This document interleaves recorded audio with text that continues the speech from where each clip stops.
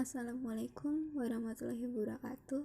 Saya Wulandari Mesa Putri ingin menjelaskan tentang sistem pencatatan internal. Sebelum menjelaskan tentang sistem pencatatan internal, sebelumnya saya akan menjelaskan tentang sistem informasi pemasaran. Sistem informasi pemasaran adalah sesuatu yang terdiri dari orang-orang, peralatan, dan prosedur-prosedur untuk mengumpulkan, menyortir, menganalisis, mengevaluasi, dan mendistribusikan informasi yang tepat waktu, akurat, dan dibutuhkan kepada para pembuat keputusan pemasaran. Menurut Asosiasi Pemasaran Amerika atau American Marketing Association, Sistem informasi pemasaran dapat didefinisikan sebagai suatu proses pelaksanaan konsep, harga, promosi, dan pendistribusian ide, barang dan jasa untuk menciptakan perdagangan yang memuaskan individu dan tujuan organisasi. Sebenarnya, kenapa sih kita harus bikin sistem informasi pemasaran ini? Sebelumnya, beberapa perusahaan itu telah ngembangin sistem informasi pemasaran yang memberikan rincian secara mendalam kepada manajer tentang keinginan, preferensi, dan perilaku pembeli. Pemasar juga mempunyai banyak informasi tentang bagaimana pola konsumsi bervariasi lintas negara. Misalnya nih, dalam basis per kapita di Eropa Barat, orang Swiss itu paling suka konsumsinya coklat. Kalau orang Yunani itu keju.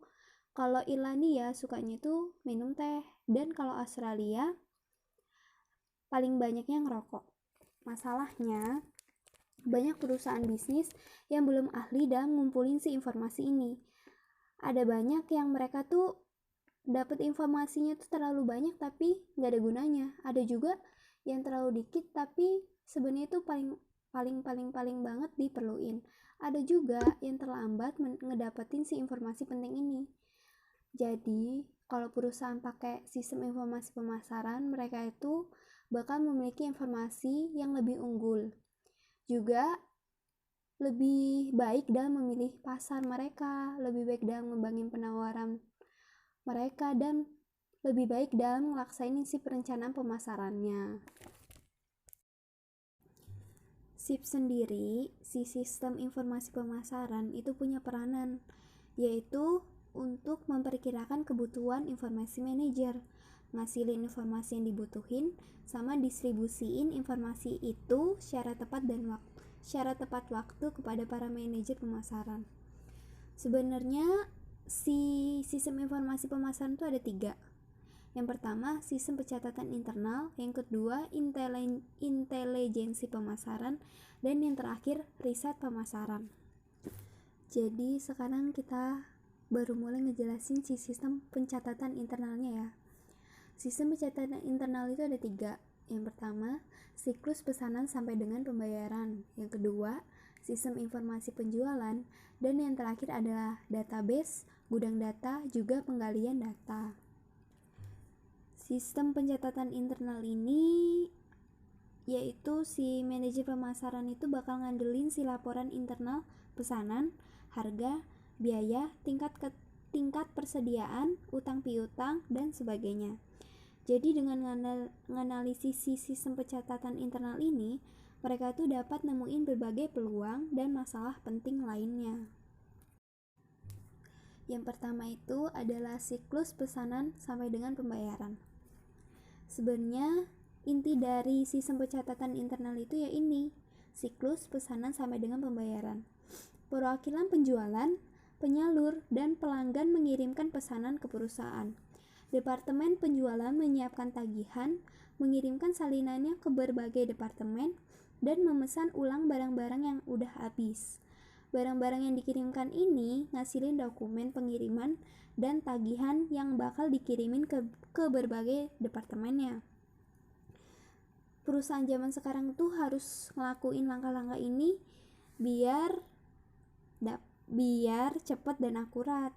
Karena ya namanya pelanggan ya, mereka pasti suka yang namanya perusahaan yang dapat ngejanjiin pengirimannya tepat waktu.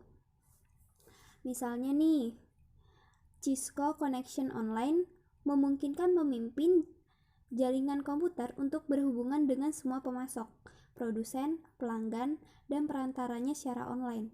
Dengan mengurangi siklus pembayaran bagi pasok, ngilangin pembelian berbasis kertas, dan ngurangin tingkat persediaan, Cisco ini bisa ngehemat lebih dari 24 juta dolar untuk biaya bahan dan 51 juta dolar untuk biaya tenaga kerja setiap tahun dan pada tahun-tahun pertama pelaksanaannya program ini. Yang kedua, sistem informasi penjualan. Manajer pemasaran membutuhkan laporan secara tepat dan akurat tentang penjualan yang terkini. Perusahaan harus bisa nerjemahin data penjualan secara hati-hati ya biar nggak narik kesimpulan yang salah. Contohnya nih, gadget teknologi mengubah informasi penjualan yang ngemungkinin si wiraniaga ini punya informasi dari detik ke detik. Nah, mereka tuh pakai timer mode yang bisa ngabisin waktu sampai 2 jam untuk ngitung si stok stick golfnya. Tapi setelah mereka pakai si alat genggam yang dilengkapi dengan barcode dan koneksi internet, perwakilan ini hanya perlu membidikan alat genggamnya ke barcode. Secara otomatis persediaan akan terhitung. Dengan menggunakannya, mereka bisa hemat waktu selama 2 jam untuk fokus mendorong penjualan kepada pelanggan eceran. Perwakilan penjualan itu dapat ningkatin produktivitas sampai dengan 20% loh. Dan yang terakhir adalah database, gudang data, dan penggalian data. Saat ini, banyak perusahaan mengelola informasi mereka dalam database pelanggan, database produk, database wiraniaga, dan kemudian menggabungkan data dari berbagai database. Contohnya nih, Wells Fargo telah ngembangin kemampuan untuk melacak dan menganalisis semua transaksi bank yang dilakukan oleh 10 juta pelanggan ecerannya, yaitu dari ATM maupun di cabang bank atau via online. Ketika data transaksi digabungkan dengan informasi pribadi yang diberikan oleh pelanggan, Wells Fargo ini bisa membuka penawaran yang diarahkan biar sesuai dengan kondisi pelanggan yang terus-menerus berubah. Hasilnya adalah ya bisa dibandingin dengan rata-rata industri sebesar 2,2 produk per pelanggan. Wells Fargo menjual 4/8. Banyak perusahaan lain juga yang manfaatin database baru yang mulai dimunculkan saat ini. Bagian terakhir dari pemaparan ini adalah si studi kasusnya.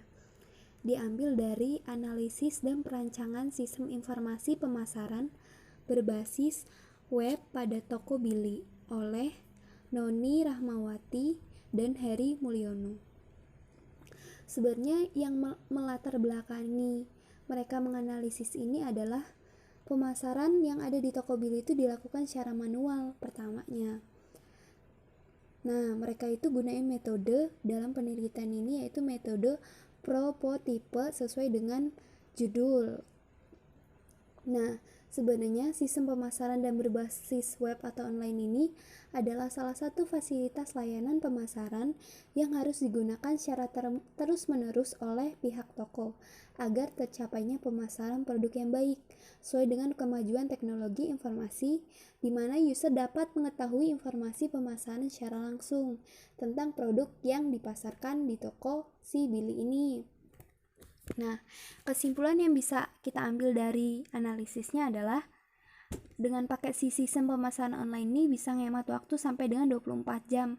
Ya, karena kan pakai web jadi lebih cepat. Yang kedua, pengolahan sistemnya itu pakai website kan, jadi nggak pakai nyimpen data secara manual kayak ditulis gitu, enggak.